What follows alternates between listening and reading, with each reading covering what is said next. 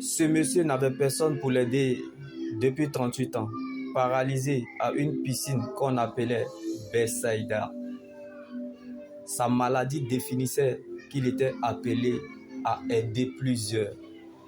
Donc la bénédiction n'a pas d'adresse, bien-aimé. Comme cette femme,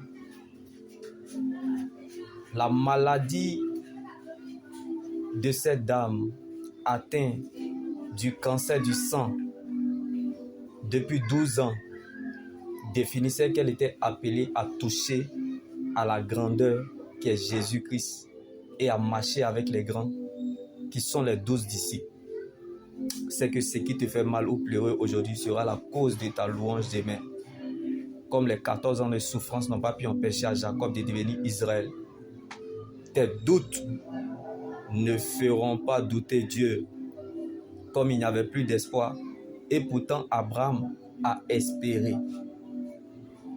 Si la bénédiction n'a pas d'adresse, comme ce monsieur était aveugle depuis sa naissance, c'était pour qu'en lui tous puissent voir ce que Dieu est capable de faire. Lorsque Jésus crache de la salive par terre, l'aveugle qui traverse sort de là les yeux ouverts. Alors je prie que là où tu es, que Dieu redresse cette situation en ta faveur et qu'il puisse te permettre de voir au-delà de ce que tu regardes. Car là où Jésus a touché l'aveugle et Siloué, il y a des kilomètres. L'aveugle, il va se laver dans l'eau à Siloué. Quand il revient, il voit clair. Mais c'est avec un yeux que l'aveugle a pris pour aller à Siloué. C'est ton exaucement est important. Même si elle t'attend là. Car le plus important, Jésus t'a déjà touché par sa parole. Donc, tu as été déjà exaucé spirituellement. Comme cet aveugle de naissance a reçu sa guérison, non pas parce qu'il a vu Siloué, non pas parce qu'il est arrivé à Siloué, non pas parce qu'il est allé se laver à Siloué, mais parce que Jésus l'avait déjà touché. Parce qu'il avait été déjà touché par Jésus, n'est pas la Bible, mais la parole de Dieu est la seule prophétie qui ne rate jamais son but. Donc la bénédiction va te chercher. Comme cette femme qui perdait du sang depuis 12 ans. La bénédiction va te chercher. Comme ce paralytique depuis 38 ans qui n'avait personne pour l'aider. Il dit la bénédiction va te chercher. Comme l'histoire de cet homme avec depuis sa naissance. Il dit la bénédiction n'a pas d'adresse. Donc elle va te chercher. Bien-aimé, ce que tu cherches, espère ou attends, laisse-moi te choquer. Que la promesse de Dieu ne viendra pas. Car elle est en toi. Donc c'est sa manifestation que nous attendons.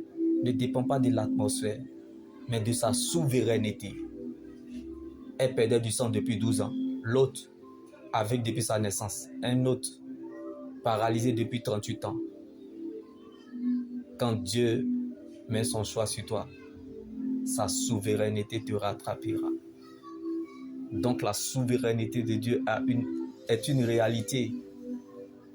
Dieu ne se trompe jamais sur ce qu'il fait. Donc ce n'est pas parce que tu ne comprends pas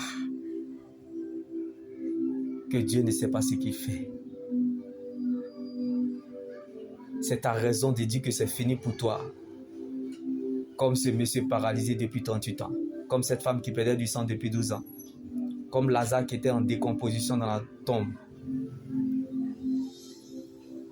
Mais Dieu n'a pas encore fini avec toi. Dieu n'a pas encore fini avec toi.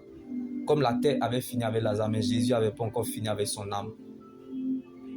Quand Dieu te prive, alléluia, d'une chose, c'est pour t'exposer à quelque chose de nouveau.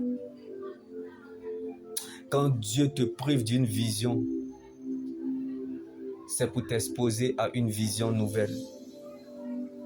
Certes, tu ne peux plus retrouver l'étape que tu as perdue, mais tu peux quand même réécrire une nouvelle histoire avec Dieu. Parce que c'est en perdant une bataille qu'on trouve une nouvelle façon de gagner le combat. Comme Jésus avait prévu la résurrection de Lazare. Satan a regretté d'avoir fait couler Lazare jusqu'en tombeau. Parce qu'il ne savait pas que la résurrection l'attendait à la porte.